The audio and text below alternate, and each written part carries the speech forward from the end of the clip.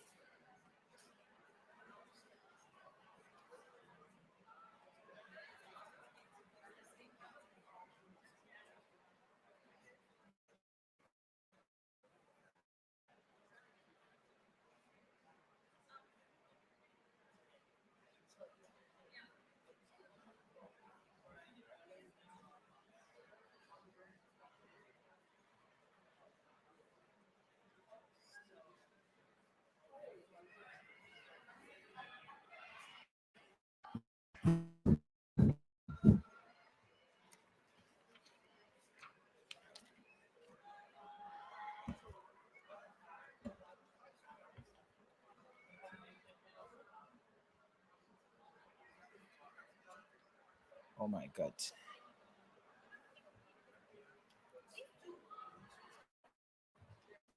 At the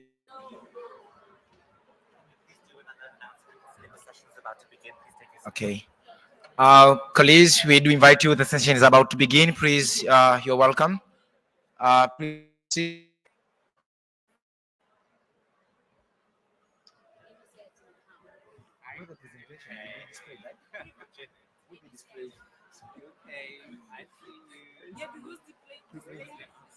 Can I have? Um, the session is being recorded, so when you are in the podium or when you're talking on the microphone, you need to hold the and see you or hear you. Okay. Hello, colleagues. We welcome you to our session. We're about to start. Please.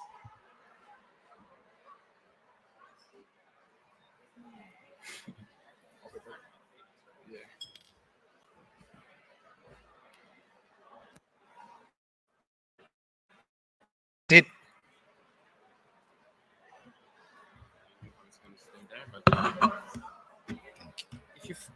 Yeah, yeah, yeah.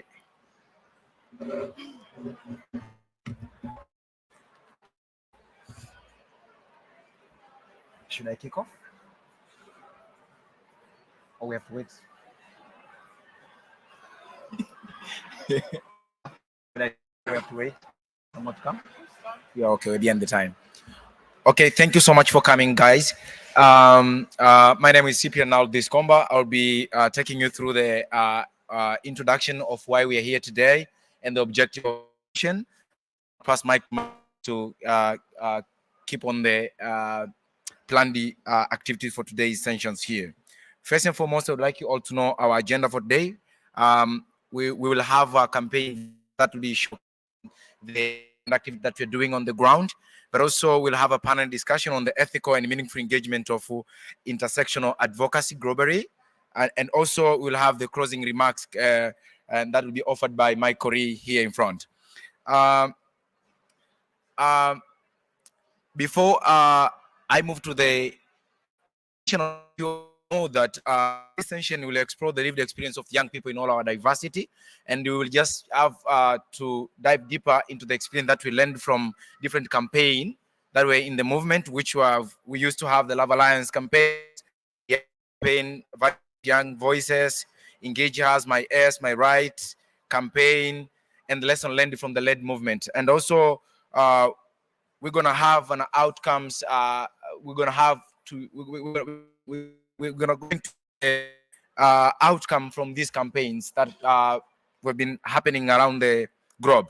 But also, participants will share and discuss advocacy effort to explore the collaboration and opportunities enhanced to visibility of and it is. So the objective of the session will be more to foster on the deeper understanding of the ethical youth engagement and the leadership, but also to highlight the innovative advocacy through storytelling, because the chorus they will be telling stories of the campaign that are happening globally. but also we'll put an emphasis on the importance of the intersectionality and the collaboration, the HIV response. But before we move forward, I'll pass the mic to my colleagues, the an amazing today to do themselves quick for you to know who is here and where they're from and what are they doing. You're welcome. Start, Ezra. Working. Is it working? Yeah. Hi, everyone. My name is Ozla. I am from Turkey, and I've been living with HIV for about 8 years now. Y Plus Global as a program. Hi, everyone. My name is Wanko Francis Kasme. I'm from Nigeria. I'm one of the youth advisory group for the Y Plus Global. Well, hello everyone. My name is Robert Muratic Pazare. I'm from Zimbabwe and I'm a young emerging leader under Y Plus Global. Thank you. Hi everyone. My name is Mona Lisa Akintole. I come from Uganda and I'm also part of the VYV consortium. Thank you. Good afternoon, everyone. My name is Zwana. I'm a youth advisory group member, which is an advisory group part of the VIV consortium that you'll learn about during our discussion. Thank you. Okay, for the good introduction. As the last speaker spoke, we're going to learn a lot about the movement as we discuss. I would love to pass the mic to you yourself so that you come in and thank you. Thank you so much, Cyprian, and hi again. As I've already mentioned, I am Faith Tipe, and I'm part of the Youth Advisory Group, which is under the Vibrant Young Voices of Y Plus Global, Sikaba, Pata. And last year, we, as the Youth Advisory Group, shot a docu-series on meaningful youth engagement in healthcare, of which conversations the UN civil societies, UN agencies, the healthcare professionals and governments. And one of the short this docu-series was Botswana and Nigeria. And we're going to show you a little snippet of those videos of what those conversations were all about. But in the interest of go to Y Plus Global on YouTube channel, you find those docu-series in different platforms. I'm told that it can't pick because it's not connected to the HDMI cable. So you can just go to Y Plus Global on YouTube channel and you access the video. There it is, Osla. This particular video was to an adolescent officer in Botswana, and the conversation was just around how they engage young people meaningfully and ethically in their programming as a UN agency. And we have videos which are from a healthcare provider in Botswana and healthcare providers in Nigeria. You can access them in our YouTube channel and the information. Thank you so much. Round of applause, please. Again. Oh, young people, we need to abide, please. Just let it come. Okay, thank you, Face, for the introduction. And now I would love to welcome my colleague, Robert, to just take us through the My Red campaign. Please, you're welcome.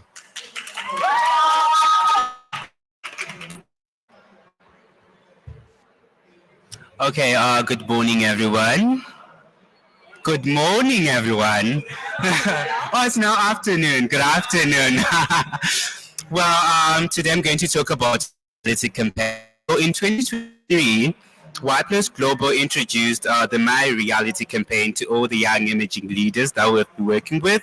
So it has been running over,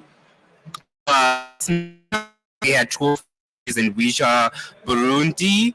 We have Burundi, Burkina Faso, Cameroon, Egypt, Kenya, Morocco, Nigeria, Peru, Philippines, South Africa, Tanzania, Uganda, and Zimbabwe, where I come from.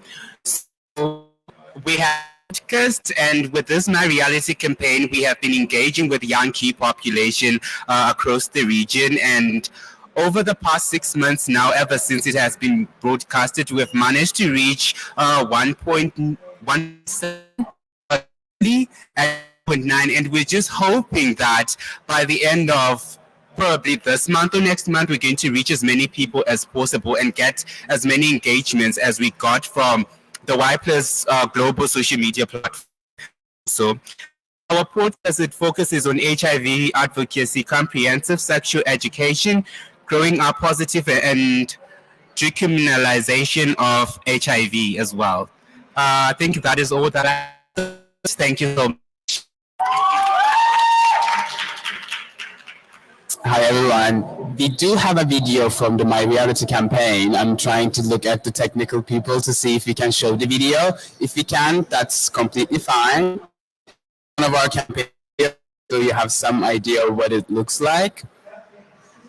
And as Robert said, we have worked with over 17 young people from Love Alliance countries, which is a Pan-African collaboration among key population networks, including people who use drugs, queer communities, with HIV. So now we heard about Vibrant Young Voices Consortium, and then we heard a little bit about Love Alliance and My Reality campaign. But we also have another consortium on the stage, which is called Ready. So I'm going to pass the mic to Sophia about their consortium and what brought you together. Cyprian?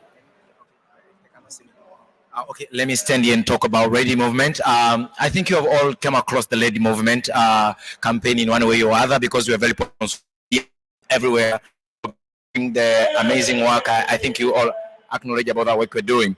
I would love to talk about why as Lady we decided to come together and have this kind of movement. You all know that adolescents and young people globally are the ones who are facing who are affected by HIV and the negative outcome of sexual reproductive health and right. And we had different activities happening in different countries. And we thought now we need to just get together and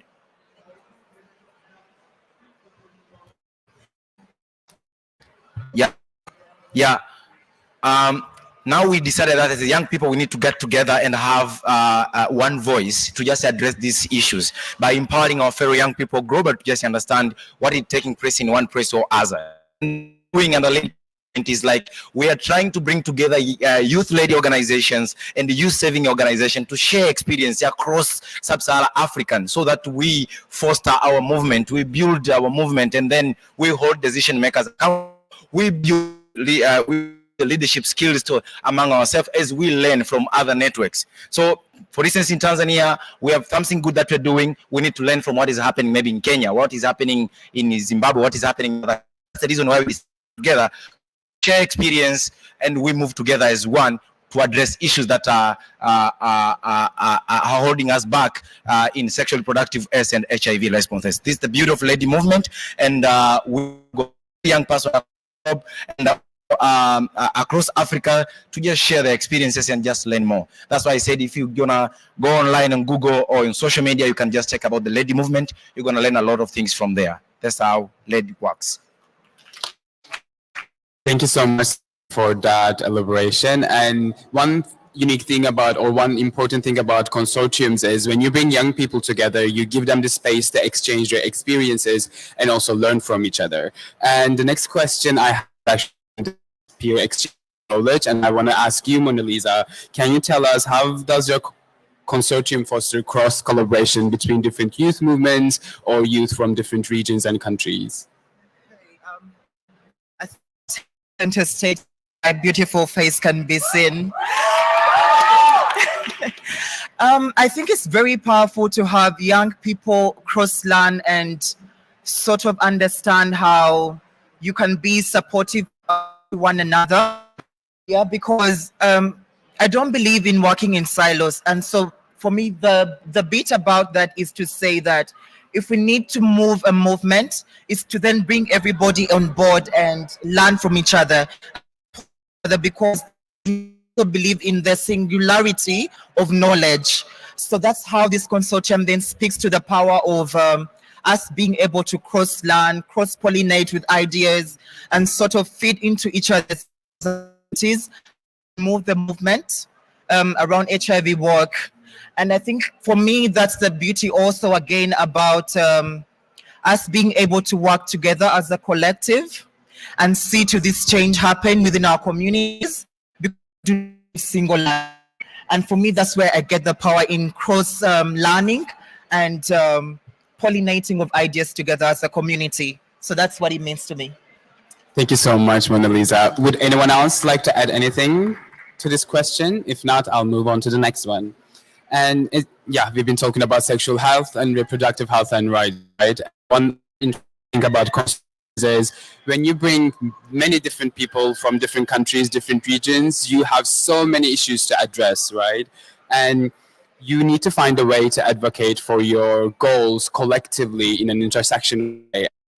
To you is, how did you advocate for SRHR policies as a consortium? What was that process like? Would you like to take this question? Well, thank you so much. Well, you know, with the workshop that we did as Young Imaging Leader, it brought us together and it gave us a platform whereby we had to learn on what other countries are, are advocating for HR. And one of the most important things that I've discovered is that, me coming from Zimbabwe, the challenges that Zimbabwe do face on accessing SRHR services are totally different from what South Africa face, on what Nigeria face. So getting all those workshops coming in together as young people and collaborating and coming up and fostering for a change, it was really meaningful on that. And also with the My Reality campaign, it gave us a by we have engaged with young people, young key population rather, and also see how best can we make a positive change, hearing their lived realities, and also, making the world to hear another side of us so that to live and we get acceptance regardless of who you are, where you come from, your sexuality, you all matter. And we stop AIDS. Thank you.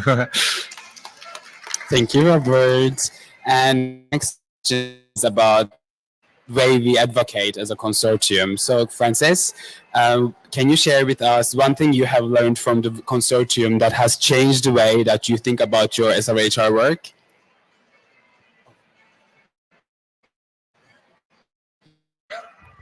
Okay, so I also want to show my beautiful face too. So I think working within the VYV consortium has been a very beautiful ride, and with a lot of challenges too. Part of what we're looking at is to put young people at the center, where young people are not brought in as beneficiaries alone. So part of what we do is to advocate for the meaningful and ethical engagement of young people in health. So we want to see young people take up spaces. So doing this, the whole program, I come to understand that young people to be at the leadership position. Young people wants to see the Africa or the tomorrow that is promised to them now. So they're no longer patient to the promises of tomorrow. So in the project, we had to have conversations with young people, both at the grassroots level, the places we call the hard to reach areas. So we got some conversations with them. We find out that most activities don't get to the young persons.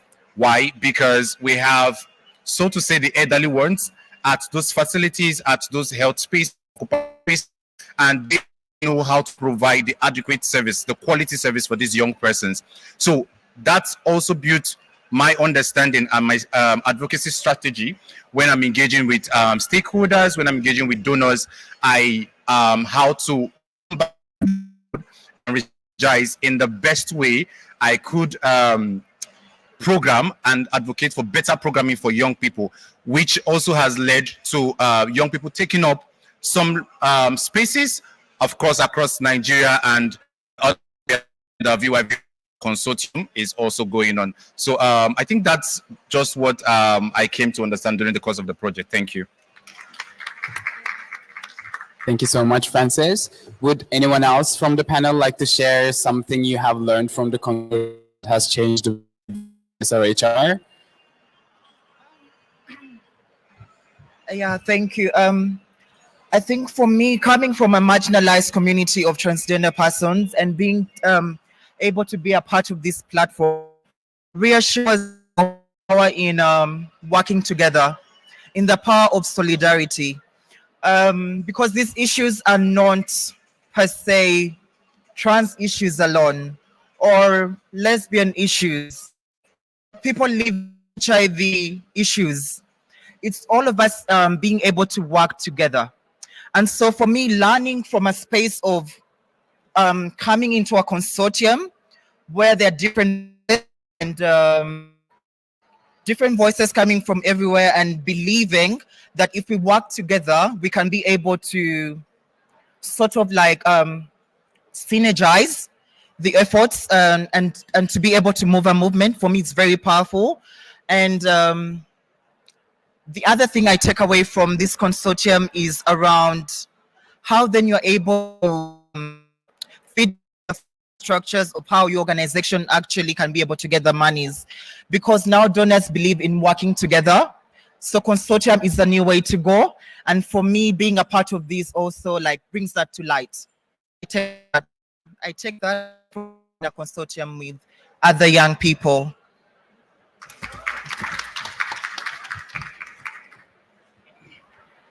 Yeah, one of the things that I've learned from the consortium is that addressing HIV, we need to be bold and not only looking at HIV as a HIV, rather than looking at the intersectionality part of it. I used to come across with some of the organizations that they are peer HIV led organization that are saying our work is more with maybe young people, people living with HIV. And then we are not focusing on the other communities, including the LGBTQ community and so on. To learn is that you are really addressing your HIV, you are addressing HIV, and you don't bring on board other group that are really affected. You are not really addressing it. And if we are to just help the world, our countries to reach the target by 2030, we need to make sure that whatever we are addressing issues around HIV, we go bold, we check we include on every person being affected or is anticipated being affected by the HIV. The LGBTQ communities, the people with disabilities, and understanding what are the challenges they are facing and addressing them as a bold, addressing them in a holistic approach. If we mean to address issues around HIV. That's the reason why the Lady Movement is trying to bring on board everyone, every person, every communities, with bringing on board your experiences, and then together we can leverage and see how best do we address issues. That's the reason why movement are crucial, are important by coming together. Thank you so much, Cyprian. Would anyone else like to add anything to this question? If not, we can move to our last question. Is during the session, consortiums can be incredibly beneficial and powerful for young people and our communities. But not everything is pink and fluffy and cute, right? We also have a lot of challenges when we try to come together and develop it for our together.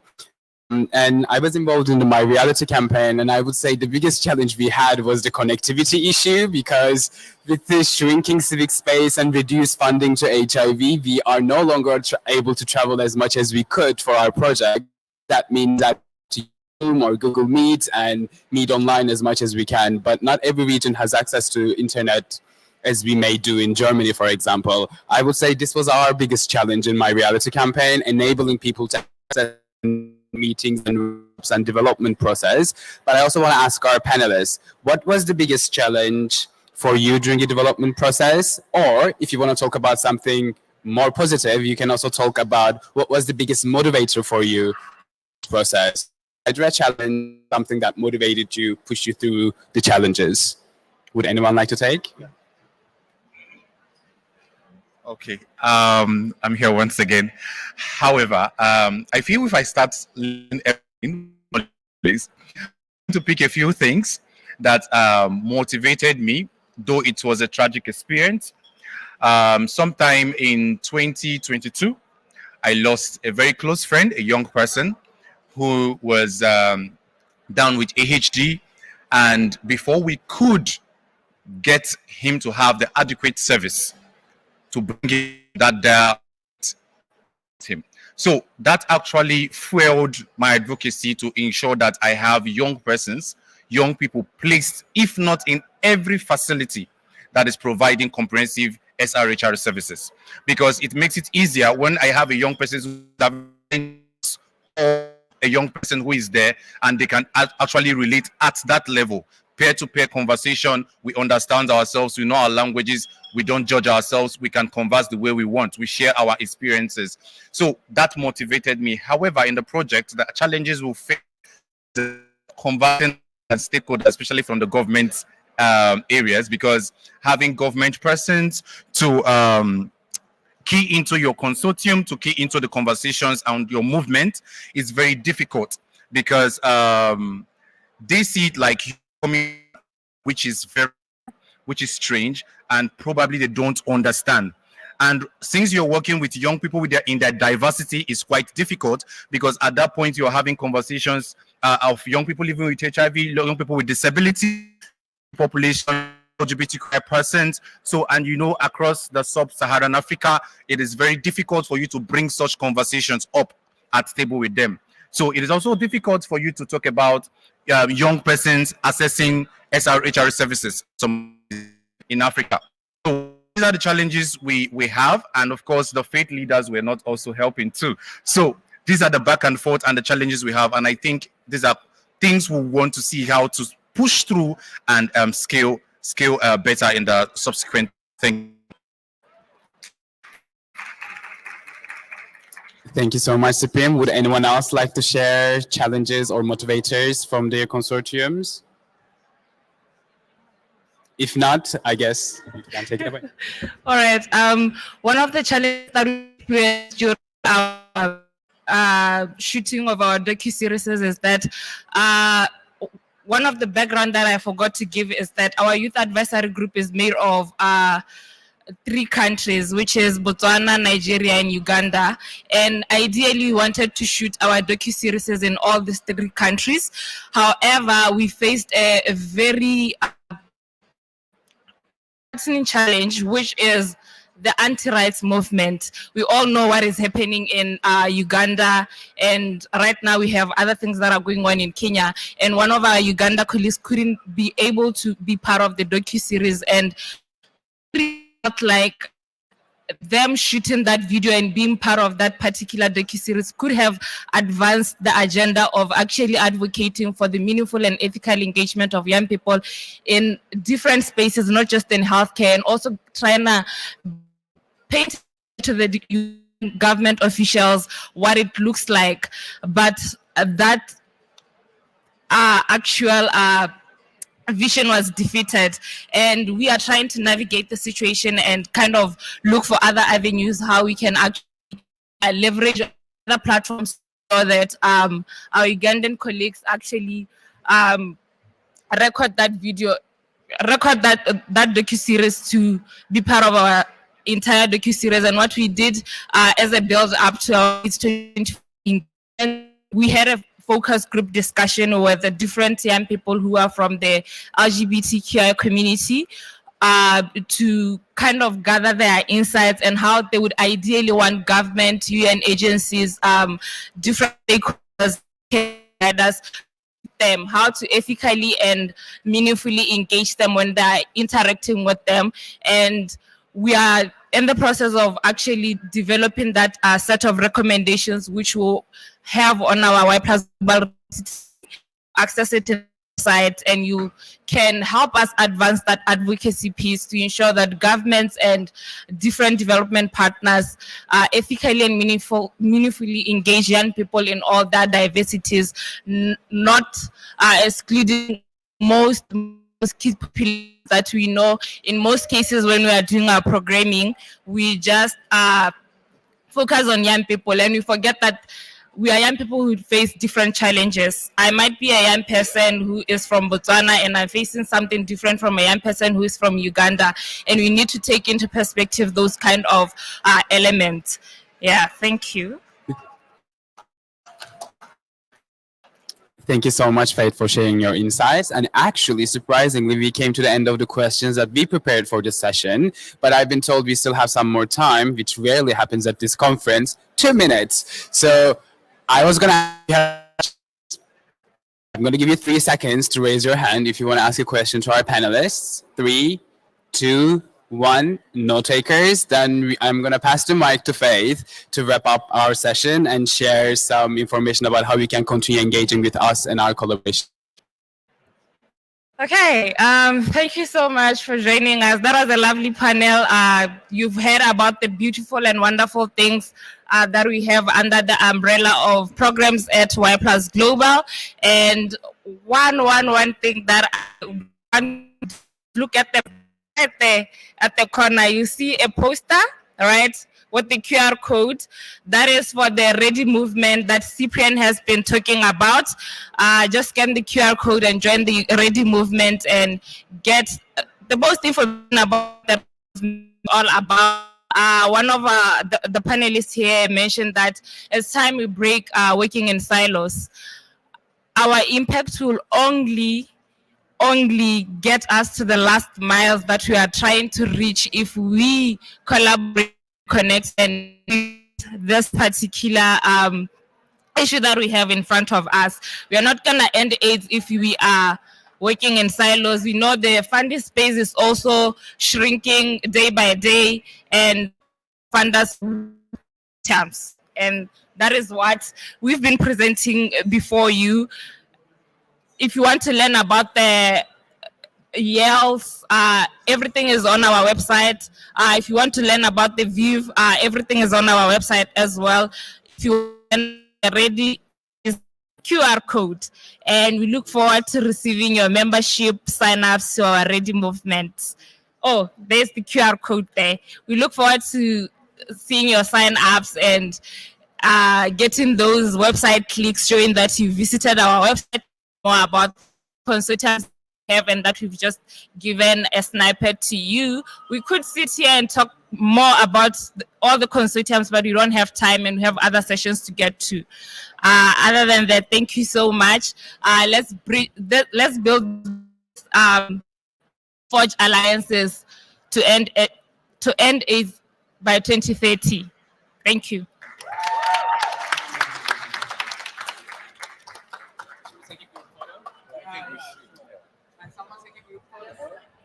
Where are you standing?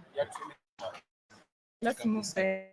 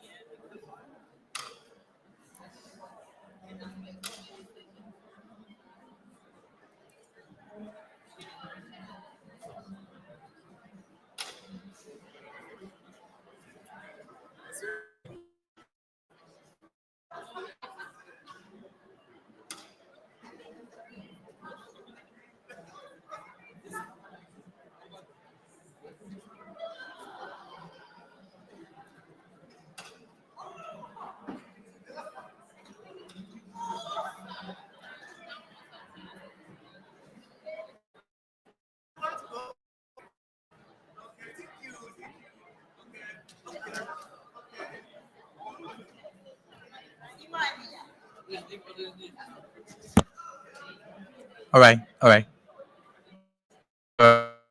Hi. Good afternoon, everyone. Please, can we come together, settle down, as we have a section coming up now. Sit down, relax. It's going to be fun, and it promises to be amazing. Good afternoon, everyone. Please sit down and relax. There is a section coming up. It's be amazing. Thank you. Tell a friend to tell a friend. Call your neighbors, call your enemies, call your lovers. So please come around. It promises to be amazing. Thank you.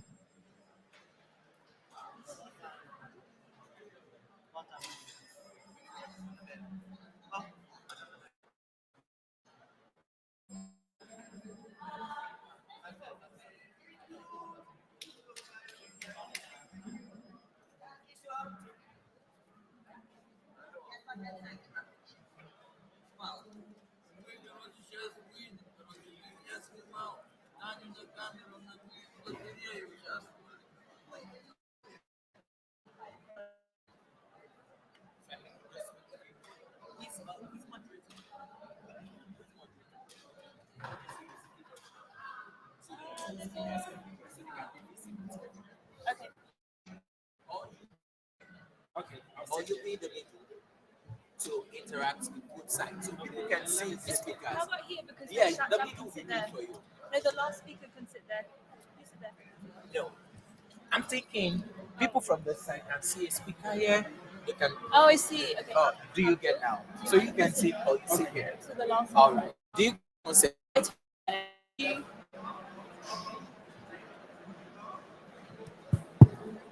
Do I begin?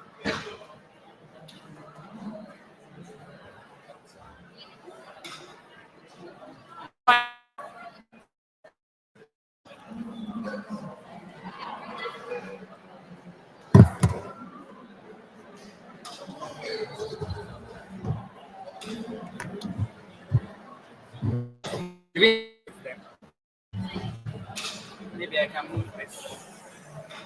Oh, it's okay. Okay. Yeah. No, they were telling me otherwise. Serena said, move. They can't see. Yeah. That's what I'm saying. So it's better like this. Yeah, I'm just asking that. Is it okay? Yeah. Can we move 3 like this? Okay. And then Abdul can come over here. Okay, the last one. Yeah, squished in. You bring your chair over But here. it's too like. It's fine. I'm not too stressed. Okay, so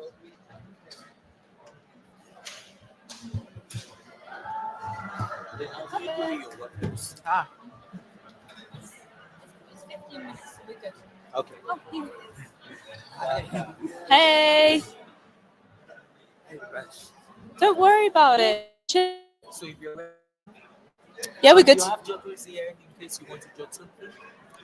What a legend. Super helpful. You good? You want 1 minute? Great. Oh, I was just because here, it's so like good. the networking zone. Because it's good, or you are running to get Because here? I don't run. Oh. Yes. No. No. Yeah. Yeah. No? Yeah, I think all good. Amazing. Hello, everyone. Can you hear us okay? Yes. Great. So, welcome to our brief TED Talk on access to medicines. Myself, Molly, Shatyam, and Abdul, we've just got 15 minutes to share thoughts on access to medicines today. This is a topic that I have personally spent a decade working on. So, and it's a huge part of the HIV movement through history, and I'm really hoping we can do it justice. So, we put some information leaflets on your seats for other events that may have more detailed breakdown of different issues and access to medicines in the HIV space. So please do go to them. To give a very brief overview, and then we'll ask a couple of questions to our other speakers. So since our communities began responding to the HIV epidemic, equitable access to quality, affordable treatment has been a key struggle. For decades, our friends, colleagues, and allies have fought to achieve equitable access, engaging governments, companies, and health systems with a range of tactics, including some really incredible and moving activism. If you don't know the legacy of this movement, again, I really encourage you to go to some of these events and speak to the many generations of activists that are at events. Our kind of key message today is that the access to medicines movement is at significant risk. We're being underfunded, under-resourced, under-prioritized, but this issue still carries on. So we're 3 young advocates working on this issue, and we're going to share some of our experiences and key issues today, as well as you can go away into the conference with you. So maybe we can introduce ourselves as we speak. My first question is, if you can tell us a little bit more about our cases, and most memorable moment in doing so. Do you want to go first? Thank you so much, Molly. Hi, everyone. I'm Shatyam, and I've been in the access space for the past 2 years. I have so much experience, and I'm happy that you called us here as young people to talk about these things. And I feel like the access space, we lack the powers of young people to make things change, that it's really interesting that we have this space and to have young people here to try to understand what IP is about, because IP is such a huge landscape that's difficult to navigate, but you also said it's like any space to be really, really interesting just to see what's going on. And I think one of my most memorable experience and why I entered this space would be during the COVID-19 pandemic. That's when there was a realization IP was about global inequities was at that time, because IP was there since long time back. We talked about IP, but those realization from the global south, knowing what IP really is and how it's a barrier to accessing vaccine during the pandemic, it's one of the best memories I have, because during that time I had people calling me just saying, you know, what's happening? Why are we not getting access to vaccine? Why are we being delayed in getting those vaccines? Vaccines are coming in the country, but it's expired. What's the reason around all? And you could see NGOs within the global south coming together and just trying to advocate against IP and trying to say, you know, we're in a pandemic situation, let's waive IP. That was a first, and which led to currently the pandemic agreement. Yes, hitting the agreement, but at least it's a first. So I think for me, that would be one of the most memorable experience that I have since I've seen the global south collaboration between NGOs. So that was fantastic to see. Thank you so much. And for anyone that doesn't know what it stands for, intellectuality, and if you want to understand how power works in this space, really understanding the way the intellectual property and the motivations behind IP for medicines is a really interesting to be in. Let's just say that. Abdul. Thank you very much. Hi, everyone. My name is Abdul Fattah Salifu. I live and work in Ghana with the young people living with HIV network. And I'm also serving in the communities delegation as an advisory member. Yeah, so my access work started with communities, and that came at the right time. That was just when COVID was just about to end. And that was also the time that we had access to DTG. Yes, and if some of my colleagues are here, when we were appeals, and it was very challenging for us to take. And then COVID came. United really put in some work around IP, working with the medicines patent pool, and to access to DTG within 5 years. And that was a remarkable experience for me. And we continue to fight for better and more affordable treatments. And now we have a lot of options available, and we'll continue to do a lot of work around IP areas too as well. Yeah. Thank you. Amazing. And from what speakers have said, is something that I really resonate with, which is the way in which this issue brings people together, and the way that the COVID-19 pandemic really kind of built momentum for young people to be involved in this movement. As a young activist of movements including Youth Stop AIDS, Universities Allied for Essential Medicines, and other groups, and the family and the network and the amazing people that are part of that movement, is my key. We're going to quickly move on. We've got 5 minutes to key issues that really strike you and are important for this conference or for the work that you're doing. And I'm going to start off, if that's okay, with the lenacapavir issue that I think will be quite a conversation that's happening in the Global Village this year.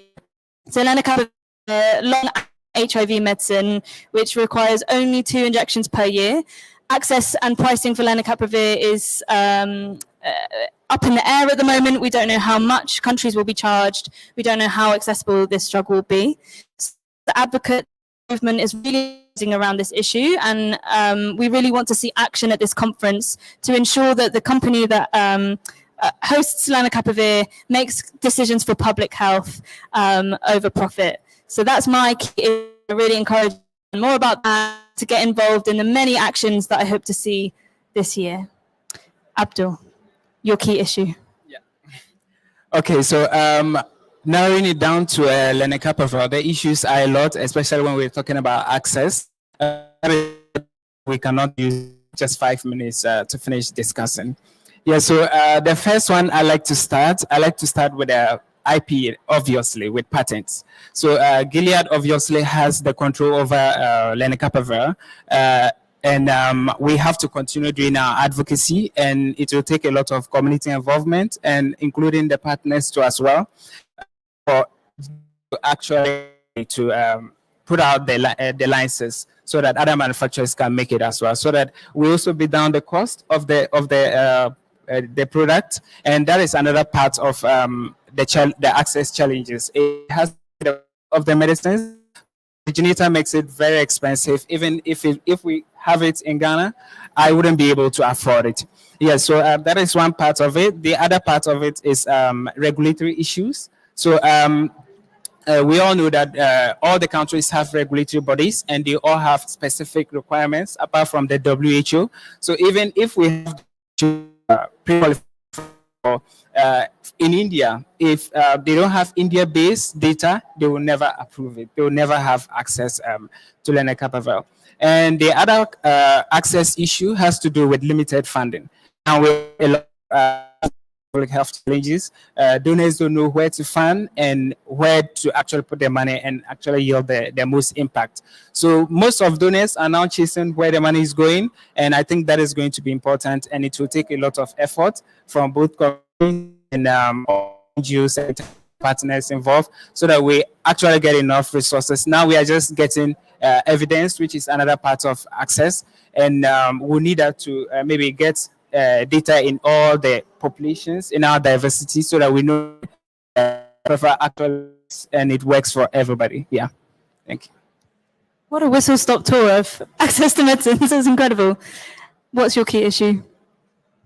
So, yeah, I mean, lenacapavir is something that we'll be discussing over and over during the one key issue that I come from the small island of Mauritius, and one key issue is on HIV medicines for children, right? And that's the major issue that small island nations have right now, because the demand is so small that we don't get access to those medicines, and even if we need them to save lives of children. So I think for me, that would be one key issue that we need to start looking at, and it's a call to everyone to just start about that have difficulties in accessing those medicines, and how we can move beyond those barriers, and how we can ensure that there's equitable access. Because the demand is so small, there's no bids, and this is what's happening within Mauritius right now. There's HIV trying to get access to those medicines, but the thing is that we always go in and ask them to bring in your bids, we'll buy, but they never send those bids because of the quantity. It's always profits over life. So I think for me, the major issue would be how we can move beyond profits and see as medicines has been something that saves life, and that we can advocate together to save lives. Hugely, and I'm sure there are case studies in many different countries around pediatric access to medicines, and yeah, lots of advocates talking about these issues throughout the conference. On that note, what are some key things that our young people can do to support access to medicines or to join this movement My thing is to talk to us, to go to the events that ITPC are running, other advocates are running. There should be leaflets around, and I'll be in this pavilion after too. Shatyam, do you have a particular action to take? Yeah. One action that you guys can already do right now is go on the Unitate website. We're always looking for people to come and join us and help us advocate in the better access. And we have an NGO delegation, we have a communities delegation, just as Abdul said, and we're always looking for new people, especially young people, to come in and advocate with us. So I know IP landscape is really difficult to navigate, it's really difficult to understand, but it's not to. So like, what's that? What's happening? What's the TRIPS agreement? What's that? But once you take the time to really understand IP, it's such a fascinating area to be in. And Abdul, what can young people do to that? Thank you, Molly. So it is very important because over the years, many forums lack youth representation. And I think it is changing, but the speed at which that is changing, I think we need to work a little bit more on that so that at levels. Yeah, so for LEN, I would suggest that we get representation, be it at the IP level, because we are always told, especially communities, that we lack capacity, we lack expertise, and because of that, we are always put at the line as lab rats, excuse my language. When they need something, then they come and ask you, and when they finish, they are done with you and they are gone. And that is not how it's supposed to be. We have to be seen at the beginning, and we have to be seen because we are, and that is our lives we are talking about here. So I think we should promote youth representation so that our voices are heard. Yeah. Amazing. Some really tangible actions to go away with, some events to go and attend, people to talk to, but most of all to remember that young people have been a really historic and important part of this movement. They've made some amazing change, and we feel inspired and do that too in Munich and beyond. So thank you for joining our short session. We're really excited to hear your questions and talk afterwards. Thank you.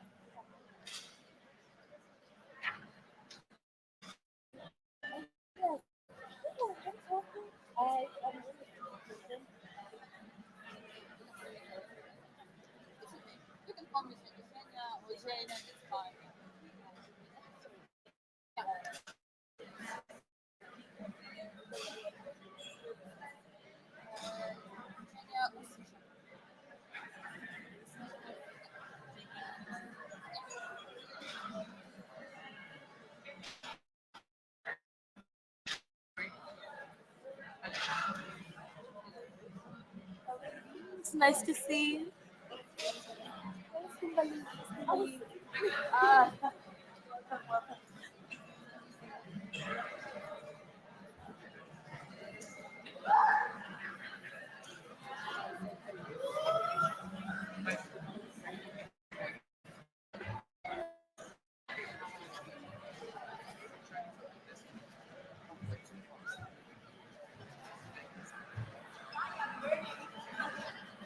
Is this my? Can I be? Feels like.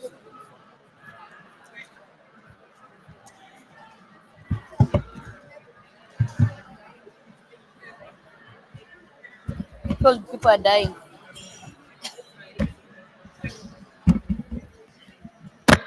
Hello, can you hear me? Can you hear me? Seriously though, you can hear me, right? Yes, okay. Even I can't hear myself. Hello, everybody. Hi.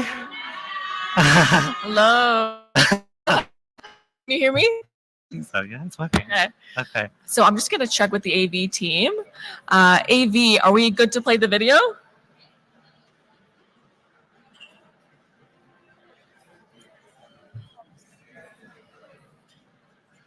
We can start first if you would like.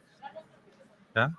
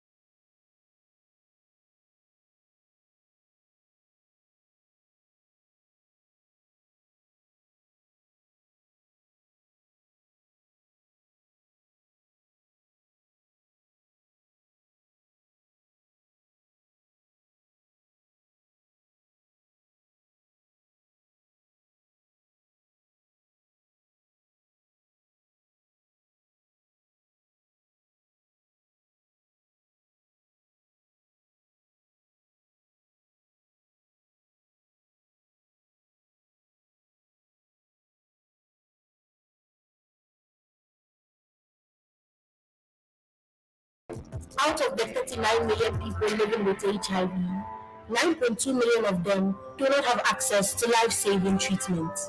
The path to ending AIDS is clear, but this can only be achieved if communities are if young people are empowered and enabled to lead. Together, we must continue to address those inequalities, challenge the status quo, and strengthen overall youth-led responses. Youth power and forge alliances. This year, Community Forces organized a variety of engage in workshops, panel discussions, networking opportunities, and other creative activities. I will be giving meditation and yoga sessions each day. There's something here for everyone. Let's have those conversations, share ideas, and outline those critical next steps. Space. Follow us at AT Forces on social media for timely updates and any information about our session activities. We are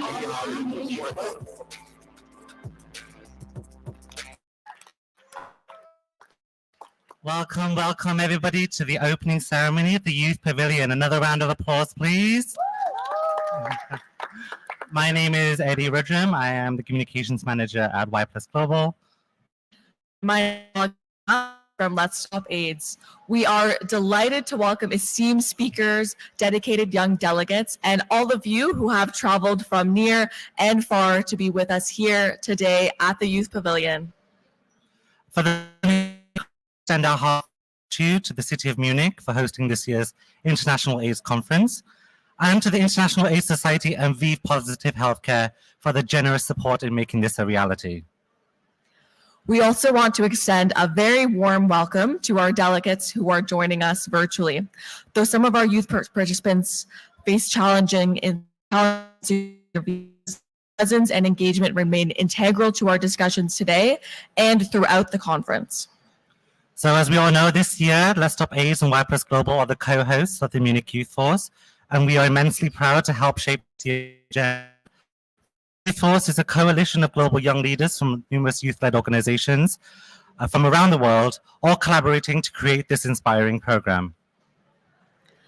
This year's Youth Force consists of over 40 people in our working group cities. They proudly represent over 20 countries and more than 25 youth-led organizations worldwide.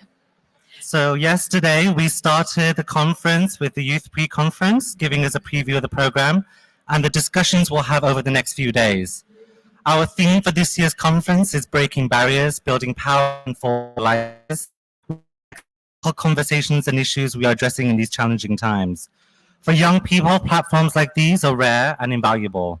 This theme is not only relevant to the Youth Pavilion, but extends throughout the entire conference.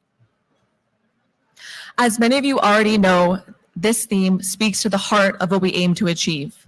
We're here to break down barriers, power through collective action and knowledge, and to forge alliances that strengthen our global community.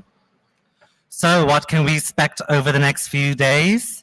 Well, we already heard many exciting discussions today around chemsex, movement building and campaigning, and youth access to treatment. Tomorrow, we can expect to hear discussions around girls and young women, inclusive services and engagement, the launch of the Youth Next Level guidance with UNAIDS, and an exciting session about digital literacy and health data. Also on the agenda, we have TED Talks, including one led by Youth Rise on the drug policies and harm reduction, and another about care and care practices to promote better health and well-being. You can also expect sessions on comprehensive sexuality education, hepatitis and HIV, and the role of young people in the workforce. You can expect dialogues with faith leaders and also a session on LGBTQ plus rights, sexual diversity, and PrEP. And that's not all. Sorry. We kindly ask everyone here today and joining us over the next few days to start in the Youth Tuesday and to make your voices heard. We have set up an arts and crafts table right over there in the corner when you can make your signs and your posters with your key messages. And on Wednesday, we also have the exciting youth reception where you can network, connect, and party, of course. The organized by this working group is going to be a night to remember.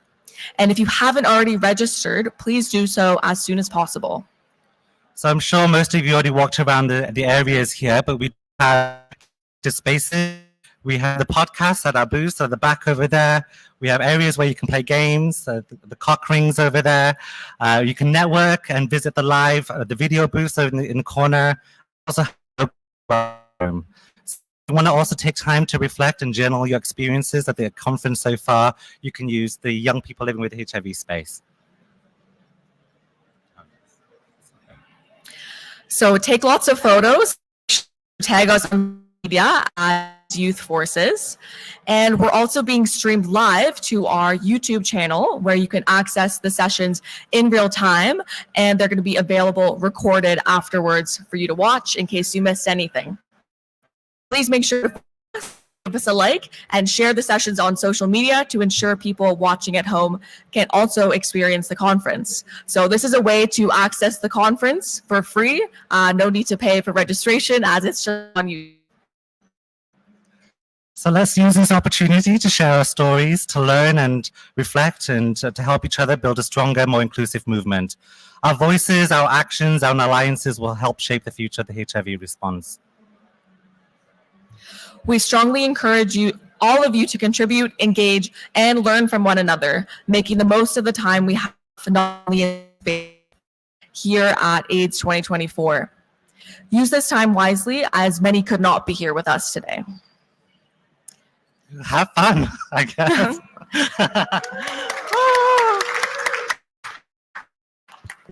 Now we'll introduce Joyce. Yes, we're going to have Joyce up to introduce our next speakers. Great. Thank you very much to Alex and Daddy. A round of applause for Alex and Daddy, please. Come on, young people. A round of applause for Alex and Daddy, please.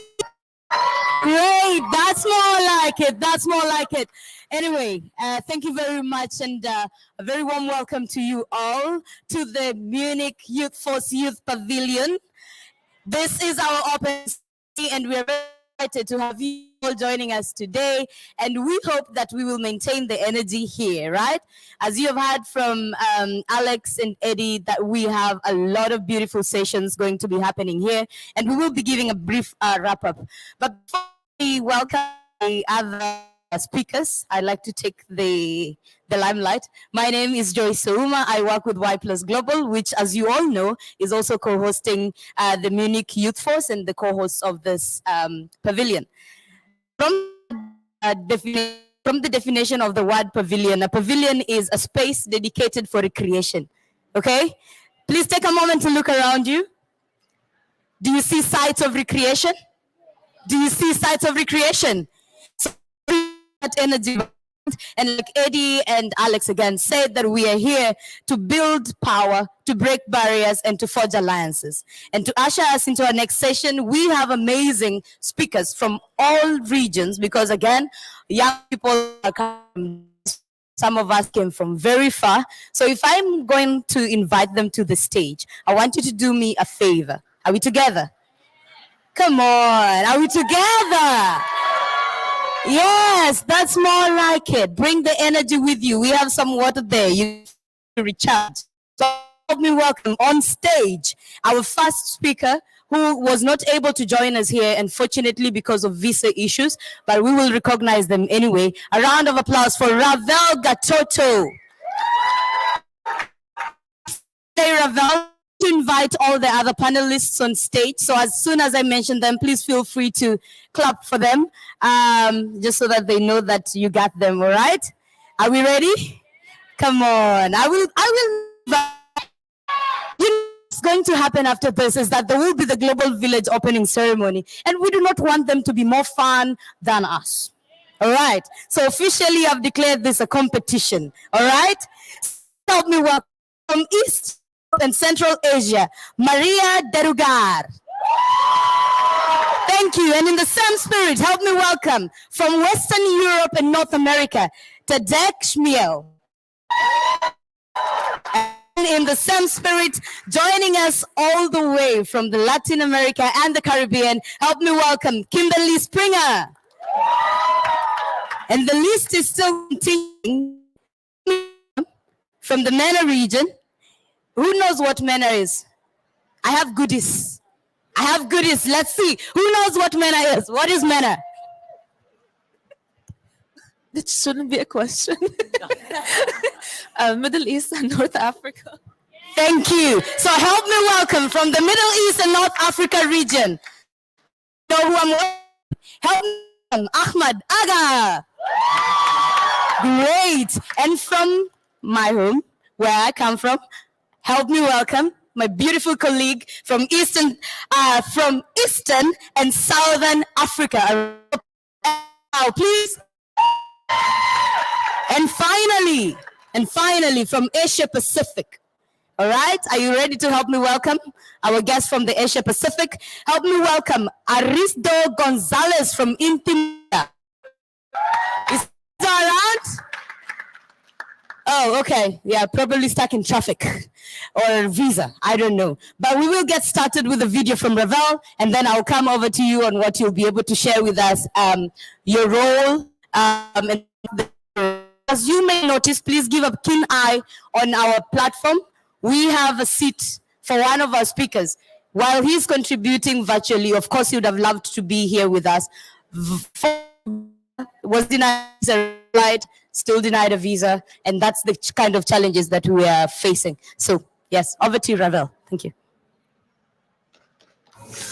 Hello, everyone. My name is Ravel Gatoto. I'm from Burundi. I'm really honored to address you today through this video message for the opening of the AIDS 2024 Youth Pavilion.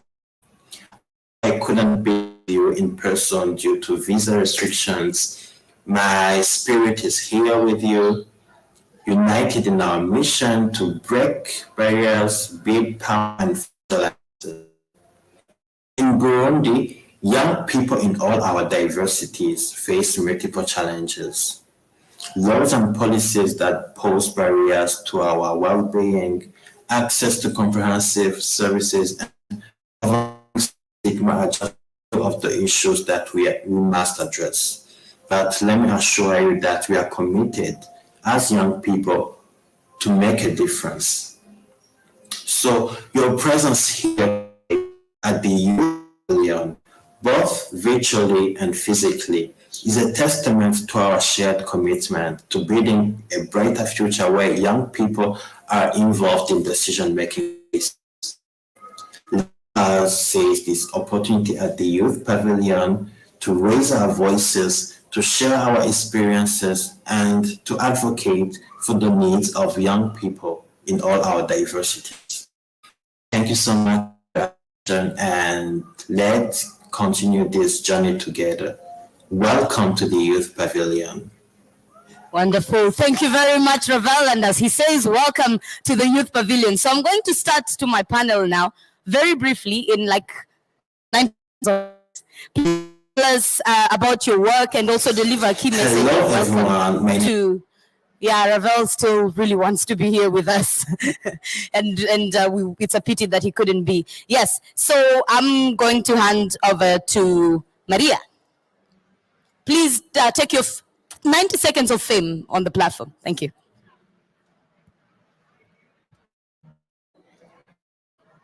Ladies and gentlemen, my name is Maria. I'm 20 years old. I'm from Ukraine and an activist in Energizer.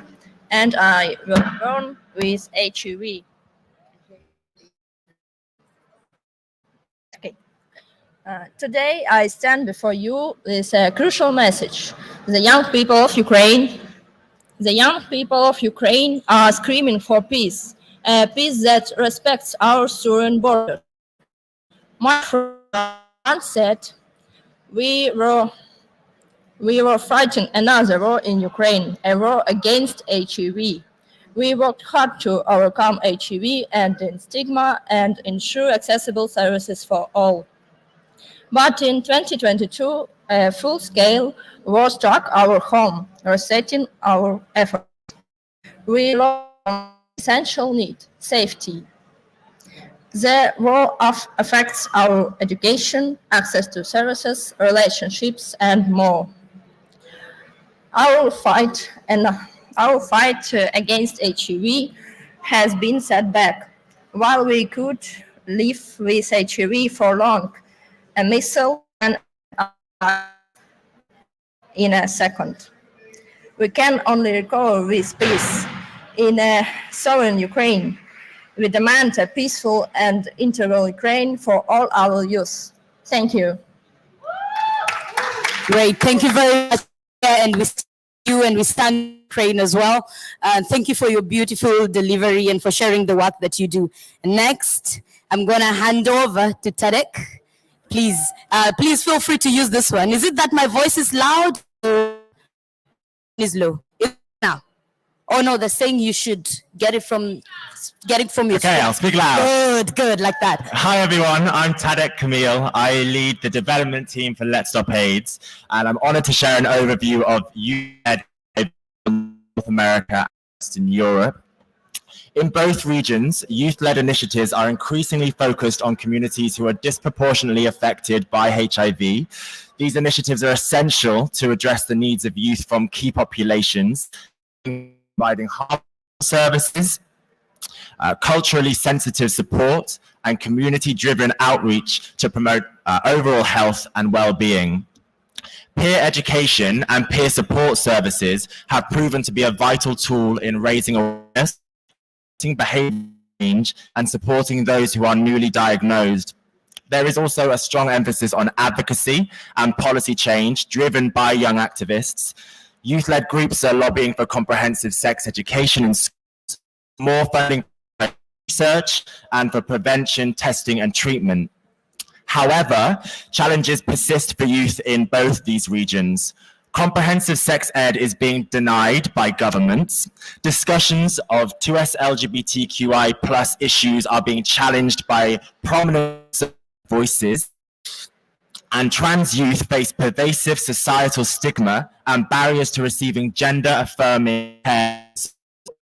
All this feedback undermines efforts to provide inclusive, accurate information to youth, and it exacerbates existing disparities in HIV prevention and care. What is clear for this region is that youth-led responses are vital. In a fragmented world, it is we as youth that know how to communicate with our peers, the ones that are uniquely positioned to disseminate accurate and youth-centric information, and our engagement ensures that solutions are not only relevant, but that they resonate deeply with all of us and make a tangible difference in the HIV response. Thank you, everyone. Great. Thank you very much for that powerful submission. Keeping to time, you know, and young people, for you, we keep it short and we keep it sweet, right? So next up, we have all the way from Trinidad and Tobago. I had to pronounce that because I had to learn how to pronounce it. Once again, help me welcome Kimberly.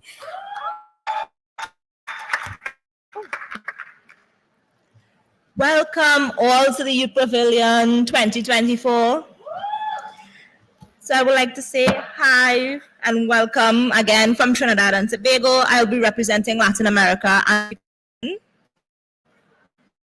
So we are thrilled and honored to have all the young people here participating in the coming week. In Latin America and the Caribbean, young people living with HIV have faced stigma, discrimination, limited access to healthcare and sexual and reproductive services, social inequalities are few of the barriers and challenges we must overcome. Here to challenge those inequalities and change the narrative. This space where young voices will rise, where we will challenge and disrupt the systems by pushing boundaries to free of AIDS. So together we will create a future free of AIDS, of HIV/AIDS. So I want to say thank you all again and welcome to the Youth Pavilion 2024. Great, thank you very much, Kimberly. Kimberly, say thank you very much and welcome to the Youth Pavilion. And you all just did not clap for Kimberly. Another round of applause for Kimberly, please. Great, thank you very much. And we're going to hear Mena, but before we do, which country is Kimberly from? I didn't hear you. Which country? Why are you shy? Someone is saying Latin American. A country. She's from Trini. Oh, okay. Now I found an easy way to pronounce it. All right. Thank you very much. So next we're going to hear from Ahmad Aga.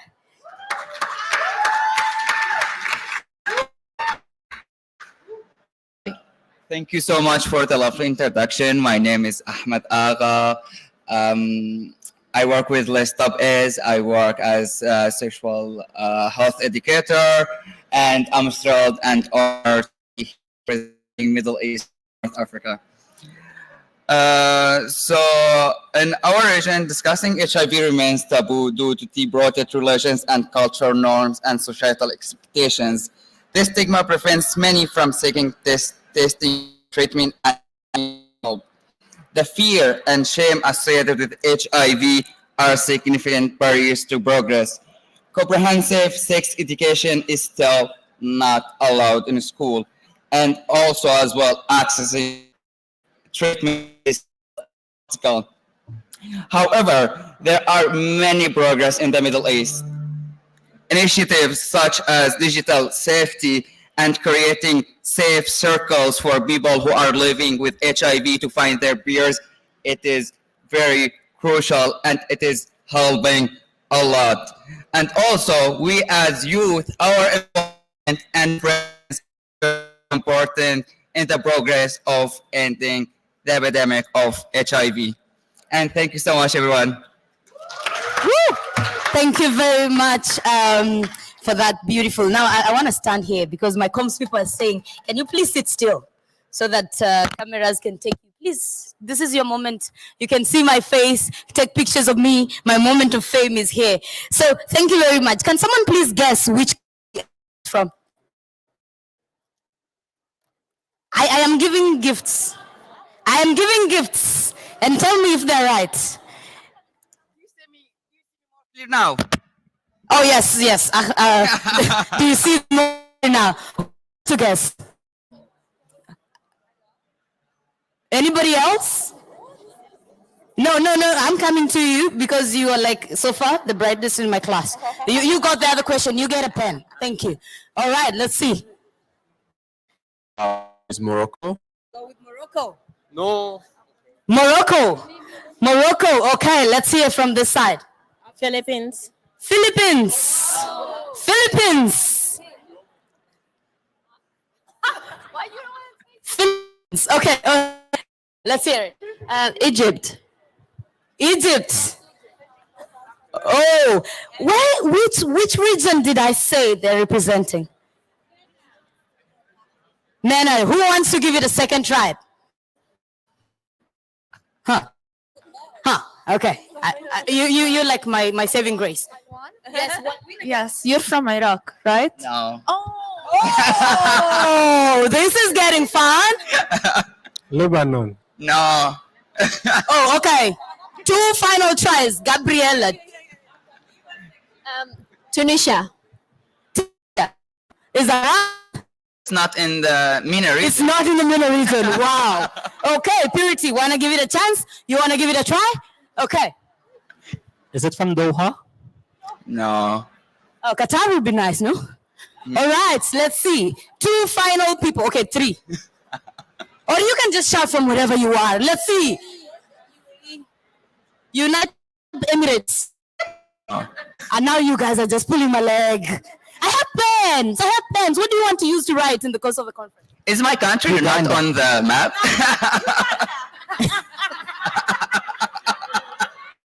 Uganda. Who says you're from Uganda? But because no one got it right, Gabriella, one last try. Algeria. Okay, please save them. Please save them. Okay. So, Syria. Thank you. Thank you. Now that was a beautiful geography lesson. If you did not know countries in the MENA region, that's your challenge, all right? Okay, now the only one person left on stage is coming from my region, and you get a pen for guessing her country. Kenya, you get a pen. Help me welcome Esther Kamaru.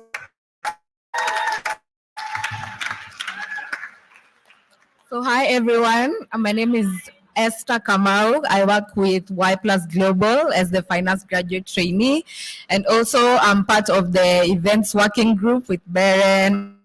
So we have good things planned for you at the youth reception, so make sure you attend. So the high-level overview of the youth-led response in my region. So the response is led by several youth-led and networks as Y Plus and IREP, who rely on financial and technical support from regional and global youth networks. So the youth-led response mainly focuses on condom distributions and safe sex campaigns, HIV testing and counseling, youth-friendly services at their programs.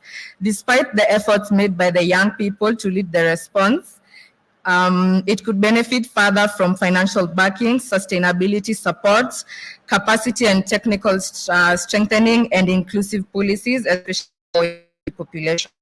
So young people have proven instrumental in driving change, especially with the recent anti-financial bill demonstrations in Kenya, where the youth led and proved effective in changing government implementation on key areas.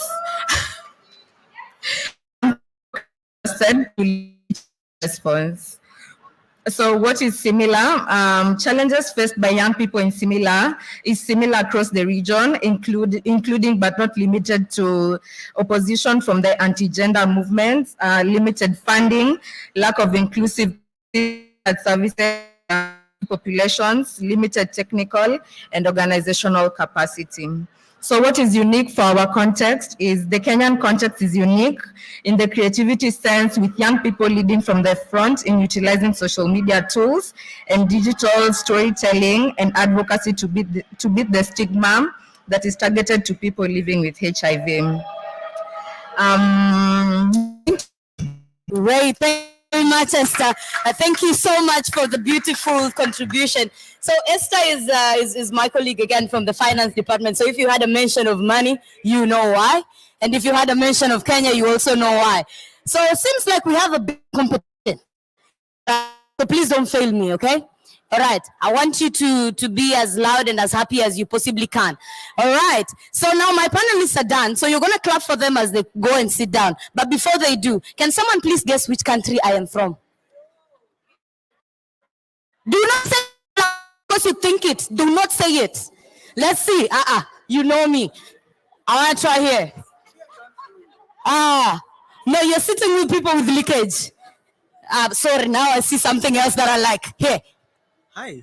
You're from Out. No, you said like she's your colleague. Oh, I said that. No, but okay, no. So I have to clarify, right? So yes, I'm from Kenya. I would have said no, but I'm known by many people. And Kenya as a colleague, but we work global network of young people living with HIV, and we have a very global outlook. And yeah, it's just a coincidence. They said that they guess that I'm Kenyan because I said Esther is my colleague. So Esther, I'm denouncing you from this moment. Please clap for them as they sit.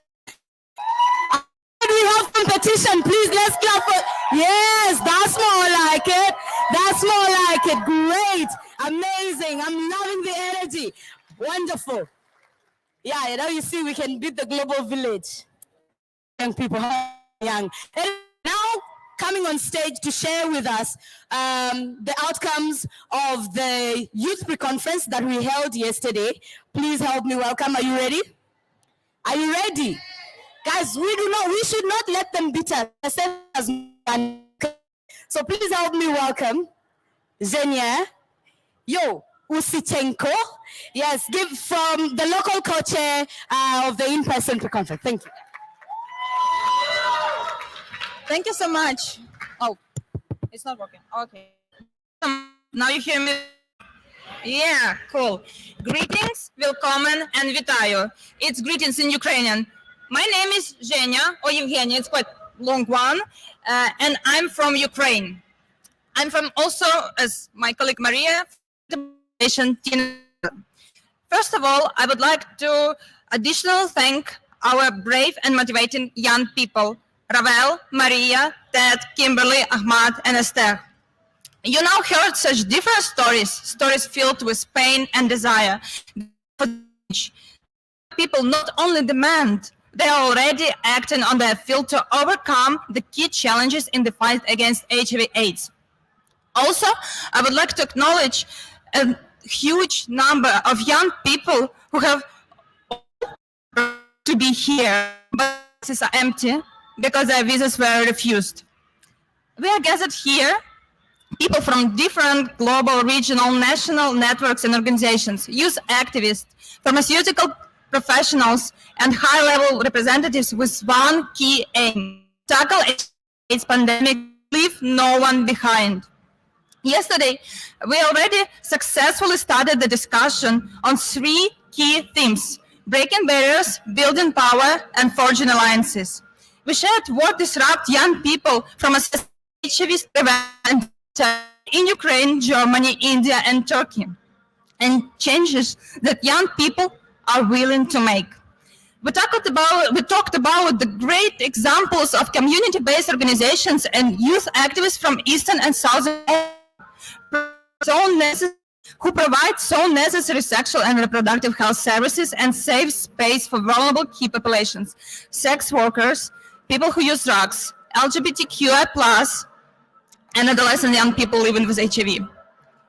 Through the day-to-day hard work, sometimes dangerous, and volunteer work, those professionals empower key populations and break the barriers between community and power structures. We discussed where we are still failing and where is the field for further development of the policies and services. key thing here is never to stop the dialogue. We live in a very dynamic world where the necessary change could be done within a couple of days by accidental finding outcome of the research and then united for the one aim society. The session was of successful and effective partnerships between UN agencies, global funds, and decision-making people with youth. Can you imagine now that exact your passion project and strong position could be tomorrow marked with support, for example, by Bill and Melinda Gates Foundation? Hard to believe? But it's possible. You need the only thing, talk and share your position with the society.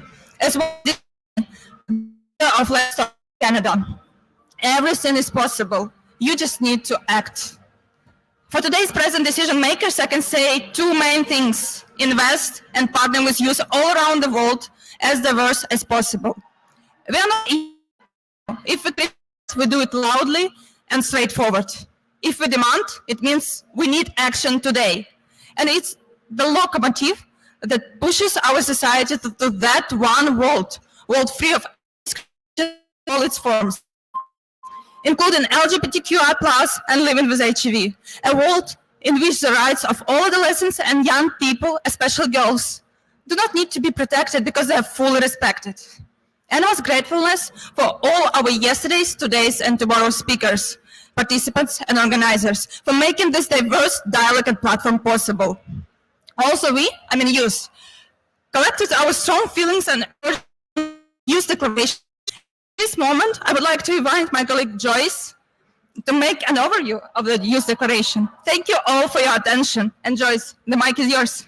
Thank you so much. Thank you very much, Venya. You can clap for me again because she said wonderful colleague. I see those who are not clapping. I see you. But I also know that there is music happening just there. I promise we're about to release you just now, all right? Okay, so yes, as you've heard from the outcomes of the discussions yesterday and of the presentation dates of the Youth Declaration, I will give a brief overview that we conducted a consultation with young people virtually from all over the world, and we heard from young people that some of the issues that they want addressed, number one, is the issue of visa denial. We will tell what's going to happen on the march on Tuesday, but please do show up as we stand in solidarity with on the issues that are affecting young people. The other issue that was talked about and that we have featured in our declaration is how we are constantly frustrated by how we are holistically instead of being engaged as equal partners. So we continue to be angry at this and we continue to react to this. And as you've heard from the panelists before, that this is something that we are standing up to. We are annoyed and frustrated by the shrinking fund youth-led we do, right? And we are also continuing to be shocked that after all these years of putting communities first, of ensuring and learning why it is important for young people to be in leadership, we still are not being treated equally as leaders. So things that came up was the need to urgently remove the legal barriers that we have so far had. This is only day 2, and my heart is already broken by the many cases of criminalization, the many cases of stigma and discrimination that I've had. This morning I was in a session, one of the participants said that when they were applying for the visa and the visa officers had that they're living with HIV, they dropped their papers and did not want to touch the papers and came back fully geared, wearing gloves and all, just so that they can protect them from HIV. So the really long way. There is need for us as young people to be recognized and respected in our diversity. We are not we are not one person in all. You've heard from the people that have been speaking here.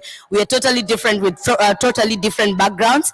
And so it's our key asking for all partners who we wish would have been here, but I look again in the room. I will continuously call them out for not showing up for youth-led matters or youth-led issues, because when we are out there, they continuously say they want to engage with us. But this is a first step of engagement, and we are celebrating this on our. So them on the corridor, ask them. Young people are asking, "Where were you?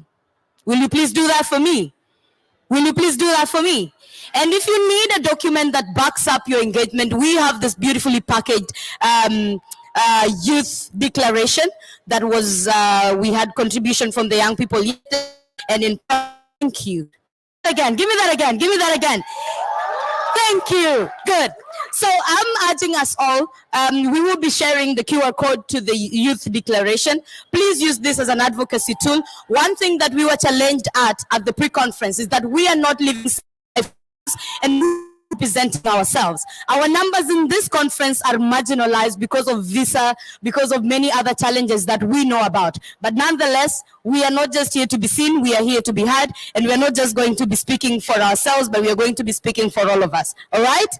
So in the wrapping up, I promise, I also want to go there where there's the music, all right? So in the next 5 minutes, please help me listen and help me welcome the two phenomenal leaders who are leading the youth-led organizations that are hosting this pavilion, that are coordinating the Munich Youth Force. Please help me welcome. All right, I'm going to start with my director, okay? Please, guys, this is my director. Did you not hear director? Help me welcome the Executive Director of Y Plus Global, Maximina Jokonya. Yes, let's bring them to it. Yes. Woo! Thank you so much. It's so wonderful to see you guys and to be in this space. Can we make some noise? I mean, this is our space, right? No matter how many rights they are taking away, didn't have music. They refused us to have music in this space. We'll continue to rise. Can you rise with me and make some noise? Thank you so much. So welcome to the Youth Collaboration, Partnership, and Movement Building is the talk of today and for the future. We are here because we have worked together. This work that you are seeing today didn't happen and just magically appeared. Collaboration, more than 40 young people came together to really speak about what exactly do people, especially young people, want to see in terms of building that power, building partnerships, in terms of does the like, especially when we're looking at now and the 2030. So we are super excited to be here. And I just wanted to say, we are stronger together, right? And when you see most of the being denied calls for so many equalities that are ongoing and not being talked about. We constantly put all these inequalities under the sheet, under the beds, and we don't even talk about them. And it's high time we talk about it. There were a lot of young people that were denied the visas. And it's not only the first time. Last AIDS 2022, people that were also denied visas in Canada. And these inequalities continue to happen. So what exactly are we saying as young people? We need to ask ourselves that. So on Tuesday, we need to make sure that we are here and we are to march, and we're going to make sure that our voices, especially the voices that are not in the room, are heard. It's high time we put an end to this. It's high time we have allies. It's high time IS put some nation. And day, we do have the visas. We do have the platform for our young people to be heard. Lastly, this is the platform for you to really think about what exactly do you want to come out of with. It's a privilege being in this space. You have the power. How are you the power to represent? You know, representation comes with responsibility. That's something that I've learned. If we have the platform, what exactly and whose voice are you going to be representing? And how much priorities are you going to push forward? And out of that, what exactly are you going to look forward and say, I've built a network, I've met a donor, I've managed to move forward the movement of young people at the end of the day. Last words from myself, and this is one of the quotes that my colleagues say. The future bright as we are diverse. Together, we are enough as young people. No one should validate us. No one should question our power. we are going to be engaged meaningfully and equally at every key decision-making platform fit is 2024. So let's go and make the noise that we need to do, and we get things that we need. Thank you very much. Wonderful. Thank you very much, Maxi. And I do not want to delabor on that. Thank you so much and for challenging us to take the stage. We do not need action. On Tuesday, I'll not be standing here alone, all right? Do you promise me to show up? I have you and you. Where is this side? Do I have your support for Tuesday? Are you showing up for the Ravels and those who are not able to show up? What time? What time is the at 1? What is it on Tuesday? You don't know. Guys, when you come in here, all right, there is a poster almost everywhere that tells us exactly what is happening when. All right. It's 1, yes. Thank you. I should have given a pen to that, but it's only Eddie who got it. I cannot give Eddie a pen. All right. So on Tuesday, I'm counting on show up not just as yourself, but show up with a friend. All those who say they're allies of the youth movement, this is their moment to prove themselves. All right. But before I become Mandela, because I'm hearing the spirit of Mandela swooping in help me welcome another phenomenal young leader. Are you ready? Are you ready? You do not want to get charged. Are you ready? Please help me welcome Shamin Mohammed from Let's Stop AIDS. Thank you.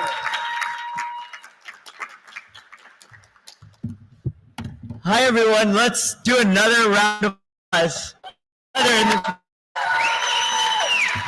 I'm Shamin Mohammed Jr. I'm the founder and president for Let's Stop AIDS. But I want to take a moment to say, can you believe this is the 9th youth force, with the first being in 2004 in Barcelona.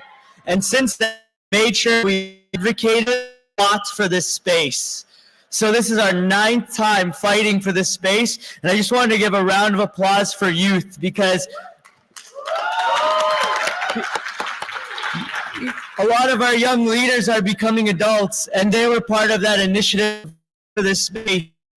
Even if you are slowly not becoming a youth, always remember, we need you to still fight for us. Each time, I'm amazed by how this youth conference uniquely brings together researchers, civil societies to discuss about how to eliminate new HIV transmissions. But the most exciting aspect throughout these many years is youth have been one of the many dissenting voices, bringing the right level of activism and discomfort to share this. Youth voices, things will be too boring, don't you think? For example, without youth, countries will not achieve the 90-90-90 targets. Without youth, we will still have HIV transmissions by 2030. That's why every time I'm attending an event with organizations involved in the HIV response, I have to be that annoying voice sometimes asking, why is young people? Have you ever wondered if whatever you're doing is relevant to young people? They often don't know what to say. So our message has always been clear.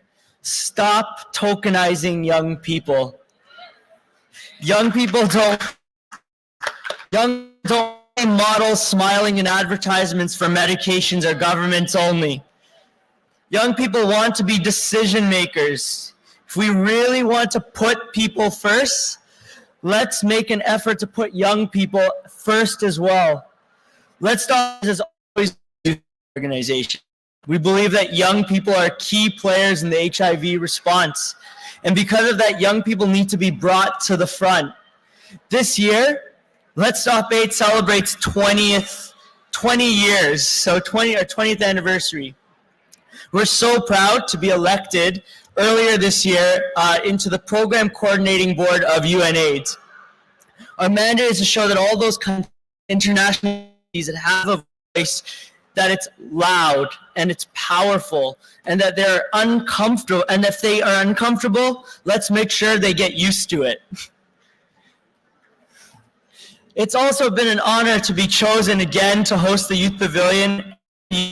But this, I think we're very fortunate to be blessed with a great partner and friend, Y Plus Global.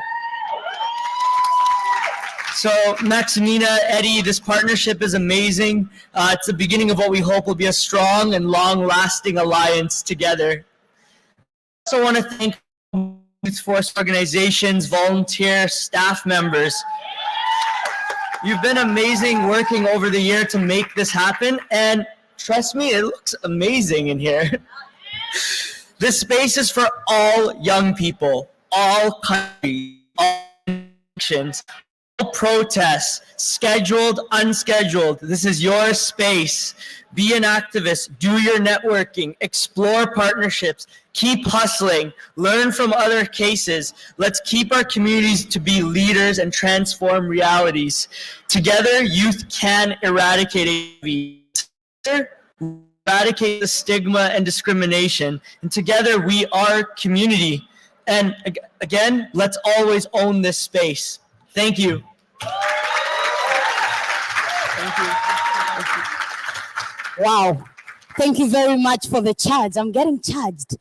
Just thank you very much, Shamin. And yes, on behalf of Y Plus, thank you. That was a beautiful partnership. And yeah, I almost went into tears. 20 years. Yo. And you said you're president, founder. Yo. Amazing. Well, I know you have the proceed. Help me welcome another member of the steering committee. Help me welcome Tatiana Aguilar. Hi, everyone. I promise I will be very quick.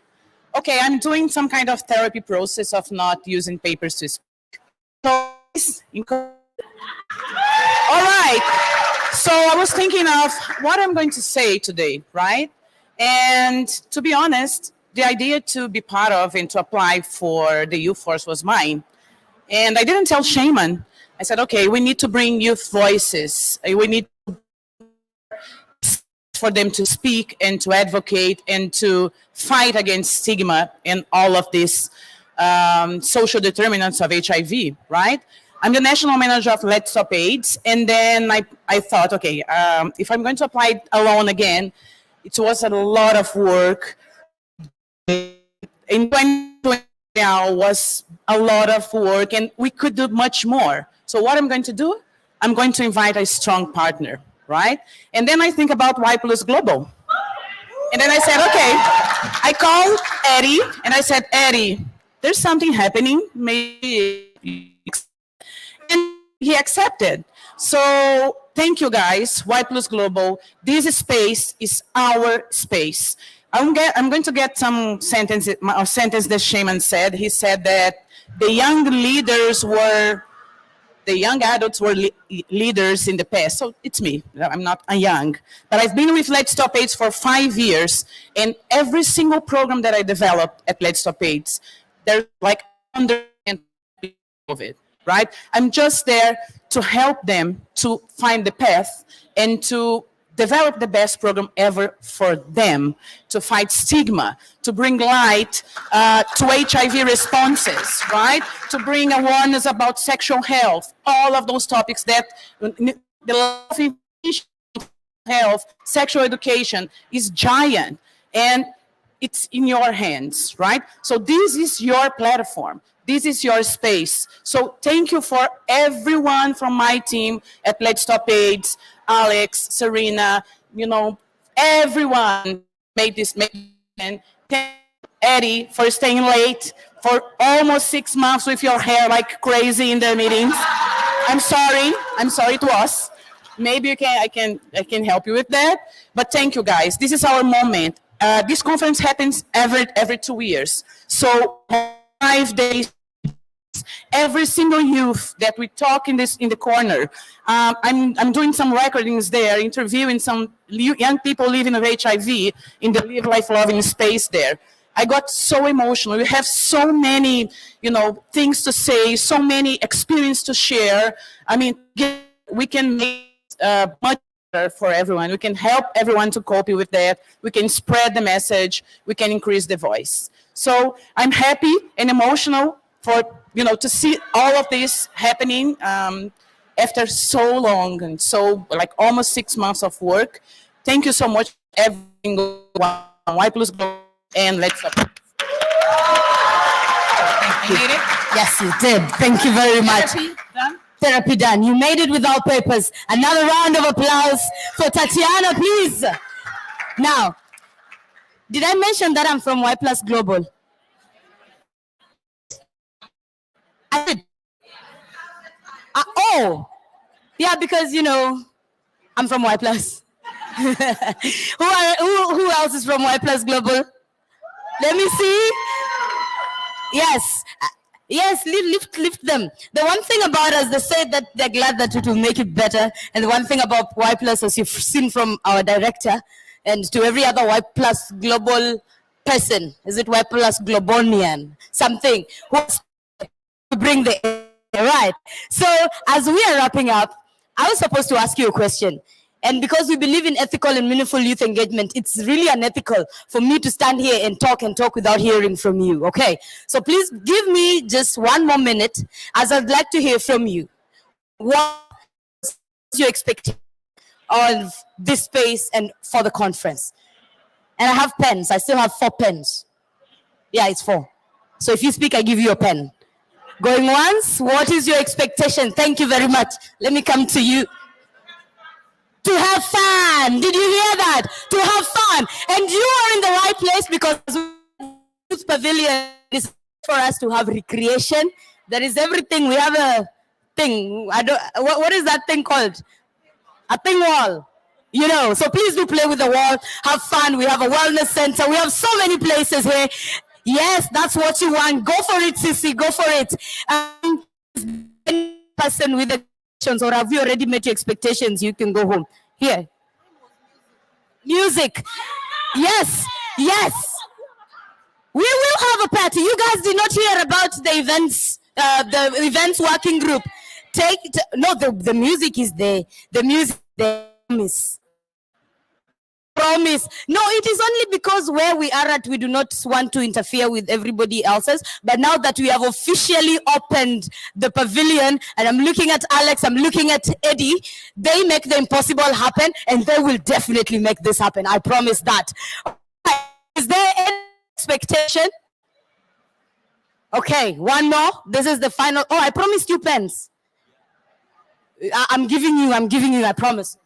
My main expectation is to meet other young people living with HIV, to share our stories and empower each other to move forward after the conference. Wonderful. Thank you. That about summarizes all our expectations, because again, this is the pavilion, a space for you to network, a space for you to link, a space for you to build. What did we say? We are building bridges. We are breaking barriers. What else are we doing? We are forging alliances. As I just like to take advice. Oh, I'm being given more pens, guys. So you all get pens. Just like Oprah says, you get a pen, you get a pen, you get a pen. So if you answered my question, please come for your pen as I wrap up. But I'd like to first say thank you, a heartfelt thank you to everyone who made possible and seeing how this transformed from being an abstract in our minds to being this beautiful space with everything as we had envisioned it. Thank you so much. So a round of applause to all the members of the Munich Youth Force, please. Guys, don't be mean with your claps. You see, yes, thank you. You will want us for you. Thank you, Purity, and thank you, Tafadzwa. Because when you stand here, you'll want us to clap for you, all right? Another round of applause. I've not even told you who we are clapping for. All right, another round of applause to the directors of the 2 organizations and to the now that I hear where this is all coming from. Thank you so much for having us. A round of applause for the leadership. Yes. And again, once again, we have a lot of fun, and we have a lot of fun stuff here. And as Alex mentioned in the video, that we have something for everyone. If you do not do anything, there's something There is a wall there where your voices represent. There is a place for you to advocate. Let us know where you're advocating from. We have a YPL HIV room. We have a wellness. Did you hear wellness? Where are my yoga peeps at? We will be having yoga sessions. All right. So, and once the full session was together, the entire pavilion beautifully put together by young people for young people. So in case they tell us we cannot do it, we can even organize a whole conference, and you will see for the next 5 days. So from myself and the organizers of the session, it has been my pleasure moderating this. I've had so much fun. You can clap for me too. Thank you so much. And as I do my final round of applause to Eddie and to Alex for leading us throughout all of this. Thank you so much. And please do come get your pens. Oh, and also if you want to volunteer, we are taking volunteers. Thank you very much. Now you can go to the other side because now they couldn't compete with us, they waited. And now